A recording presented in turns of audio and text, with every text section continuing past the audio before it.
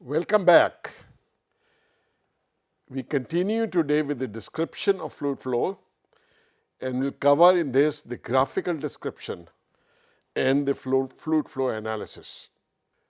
Graphical description of flows is important because our understanding of the complex motion of fluid is best obtained through it. It demonstrates fluid behavior and it helps us understand the geometry of flow and its spatial and temporal variations.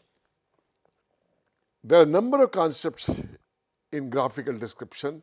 One of the easiest one is the path line. The path line of fluid element A is simply the path it takes through space as a function of time. Consider a fluid element starting at RO at time t is equal to 0. As time proceeds, this particle moves. At any time t, its location R is given by R is equal to R naught. The original position at time t is equal to 0 plus integral of v dt from 0 to t. We have a number of particles, so we have number of paths, one for each particle. In this picture, we are showing the waves in ocean. How are the particles moving? If we look at this, the particles are moving like this. On the top, you can see the wave motion. But we have marked a few particles with black dots, and we can see their motion is strange. Let's look at two particles and their path is along two circles. So the particles in this are moving purely in circular motion. So paths of the particle are circular even though the waves appear to be traveling to the right. This is a time exposure picture of the same motion. Here a number of particles illuminated by a white light are captured moving in circles. The particles near the top are moving through circles of larger radius, and particles near the bottom are moving through circles of smaller radius. This is, of course, the Lagrangian concept as discussed in the last chapter. Lagrangian is the material description where we follow the particles and move along with them. Let's do an example. Sketch the path lines for a flow with velocity field v is equal to yi plus 3/4 tj. The velocity dx by dt is equal to vxt, a vector equation. The two scalar components are dx by dt is equal to vx is equal to y, and dy by dt, which is vy, is 3/4 t, the j direction component of velocity. And the integration of this yields very easily y is equal to 3/8 t square plus a constant c1, and x is equal to 1/8 t cube plus a constant c3. We can plot this for given value of c1 and c2. We can plot these path lines for different values of c1 and c2. Here we are starting with 5 values of c2 from -3 to 1 and value of c1 as 0. The path of 5 particles are shown in this graph. Next we talk of a streak line. A streak line through a space point A is defined as the locus of all particles which have passed through the point A at any time between substarting time and the current time. Thus, The plume of smoke coming from a chimney is a streak line, because every one of the smoke particle was at the mouth of the chimney at some time t earlier than the time at which this picture is taken. The streak lines that we saw in the Reynolds experiment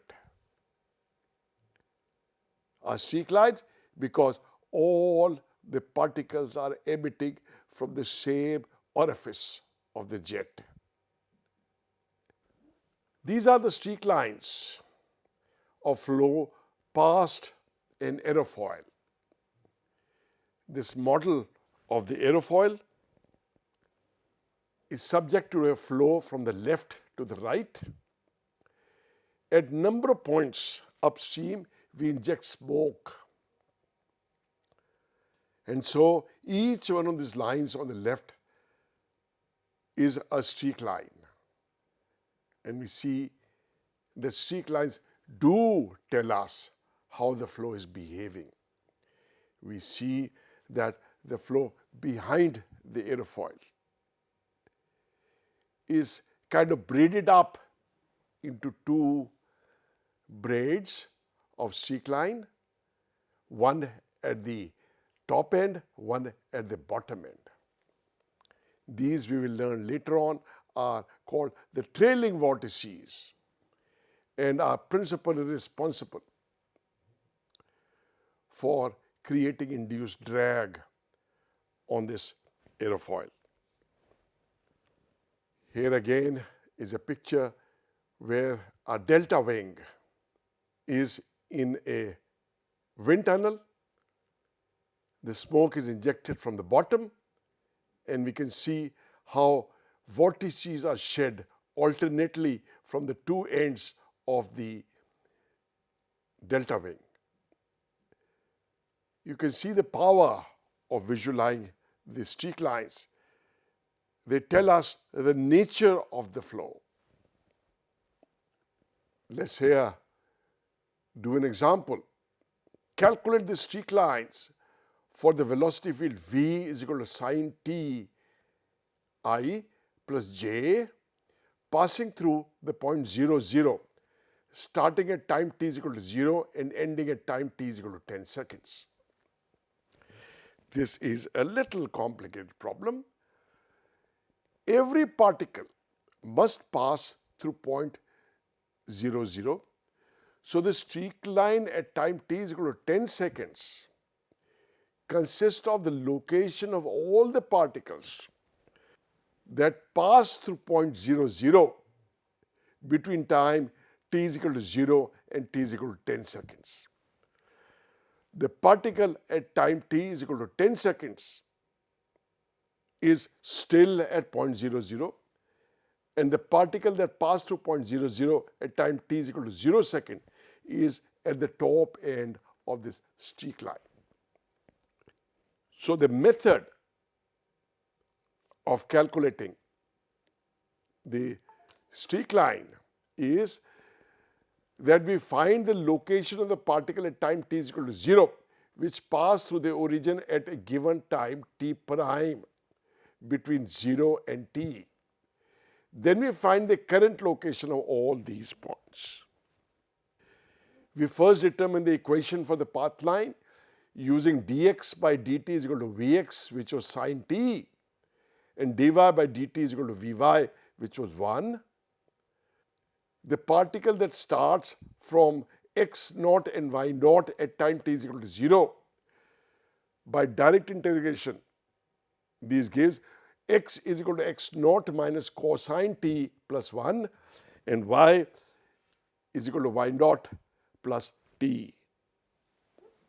The starting location at time t is equal to 0 of the particle which is at time t prime at x is equal to 0 and y is equal to 0 is given x naught is equal to cosine t prime minus 1 and y naught is equal to minus t prime, because it was the x and y are 0 at time t is equal to t prime. So we plug in the equations in line 1.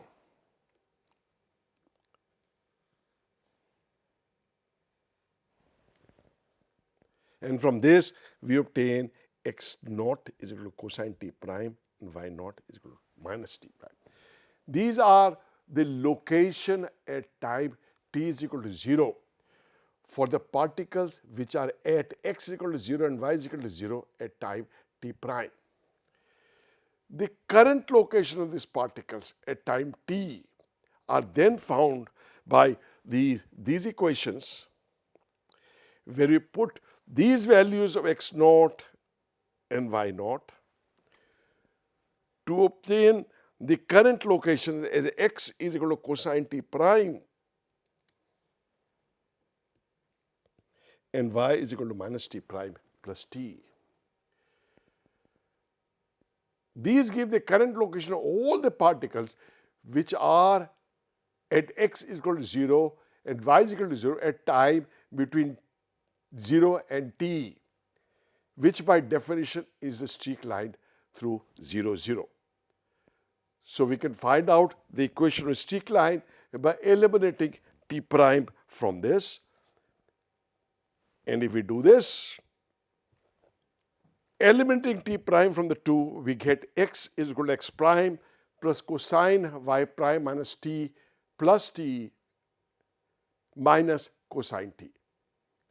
And this streak line, the origin at time t is equal to 10 seconds, is obtained by plugging in the value of t as 10 to get this expression.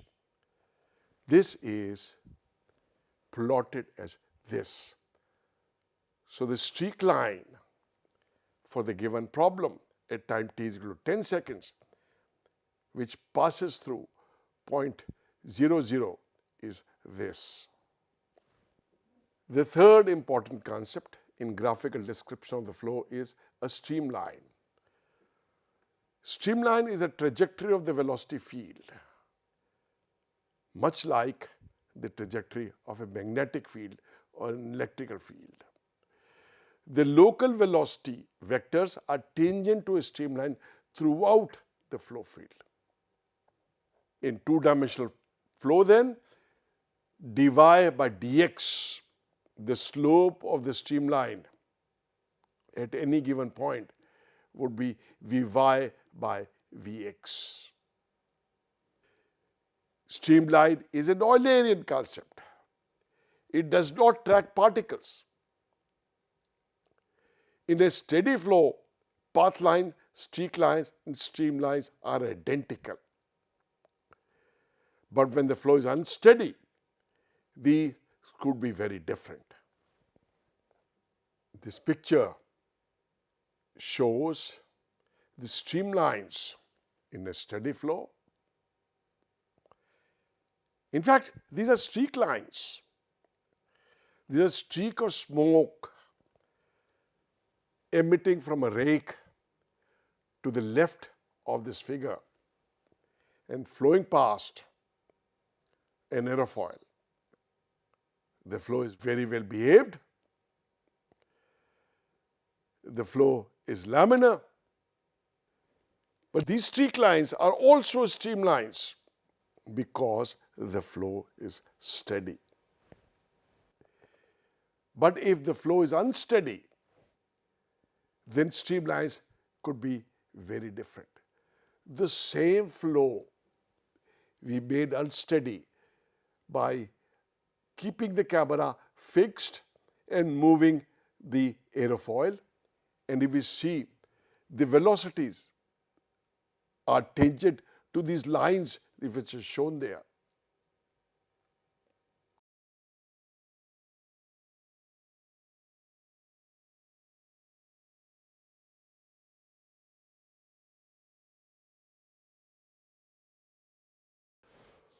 Let's do an example. Find the equation of the streamlines for the flow given by the velocity field V is equal to x into 3t plus 1 I plus 2y into j. As we know, the slope of a streamline in two-dimensional flow is dy by dx is equal to Vy by Vx, and Vy is 2y and Vx is x into 3t plus 1.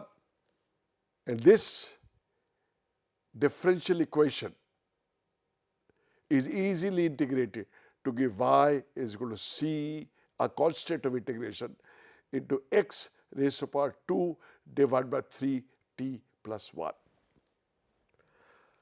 I plotted the streamlines for two different times. You realize that this equation between y and x changes with time. The solid lines are streamlines at time t is equal to 3 seconds, while the dashed lines show the streamlines at time t is equal to 6 seconds. As the time increases, the x component of velocity increases, and so the streamlines are much flatter at a larger time than they are at a smaller time. Another associated concept is a stream tube. If we take a small circuit C within the flow field, then there is a streamline passing through every point of the circuit. And these streamlines would form a surface enclosing a small thin volume with a cross section equal to the circuit C at that location.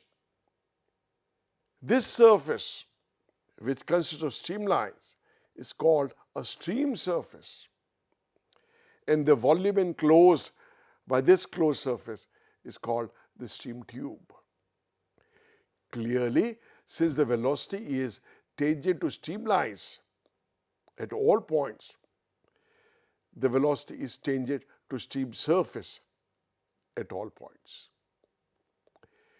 This concept of stream tube we'll use in a later chapter. As was said before, there is a steady flow. The streamlines, streaklines, and pathlines are identical. This picture shows a slender body in which smoke is being emitted through various orifices arranged in a line, and we get a beautiful picture of vortex. The flow is steady, so these streaklines are also streamlines as well as pathlines. Can two streamlines intersect? Suppose they intersect at a point P. Then clearly the tangent to a streamline is in the direction of velocity. There are two directions of velocity at point P, one along one streamline and the other along the other streamline. Clearly, that's not possible. The velocity can have only one direction. This is possible only if the velocity at point P is 0. In that case, there is no direction to a velocity, and the two streamlines intersect. Such a point is a stagnation point, where the fluid is stagnant. You see, the streamline at the nose of this body is dividing into two portions, one going along the upper surface and the other along the lower surface. So this point is clearly the stagnation point. The velocity at the left tip, the upstream tip of the aerofoil, is clearly a stagnation point. Can pathlines intersect? Can streakline intersect? Yes, they can. Because if the two pathlines intersecting, that does not mean the two particles are at that point of intersection at the same time. They could be at different times. So pathlines and streaklines intersect when the flow is unsteady. They cannot do so in a steady flow, because in steady flow there would also be streamlines, and the streamlines cannot intersect. Let's explain these differences between streamlines, pathlines, and streaklines once again. Let us consider a point P in a flow field where the flow is from left to right. So the streamline would look like these arrows, black arrows from left to right. A particle at P would travel along this line. A particle that follows will also travel along this line. So this red line here would both be a streak line as well as path lines, besides being streamlines as we started out with. Now at time t is equal to t0, the direction of the flow changes. And now the flow is inclined at 45 degrees in that direction. If everywhere the flow direction is same, then the current pattern of streamlines would be these dark black lines. But the particles which have passed through the point P up till time t is equal to t naught are still occupying this line. But now they start moving down in that direction. And so what is the final position of the particles? Those particles which pass through point P up till time t is equal to t naught is this. And the particle which pass through point P after time t is equal to t naught are along that inclined green line. So the green line is the streak line at this point of time. The green line is the streak line at this point of time. And what is the path line of the particle that started out first from point P? The path line is this blue line. They start from P horizontally and then take this 45-degree inclined line. So the green line is an inclined L, and path lines are inclined L upside down. I hope this clarifies the differences between streamlines, path lines, and streak lines. I invite you to watch this famous video by Professor S. Klein of Stanford University. This was made in 1960 and demonstrates the various flow visualization elements very beautifully. This video is available on YouTube and is also available on a site of MIT. I've given here the link.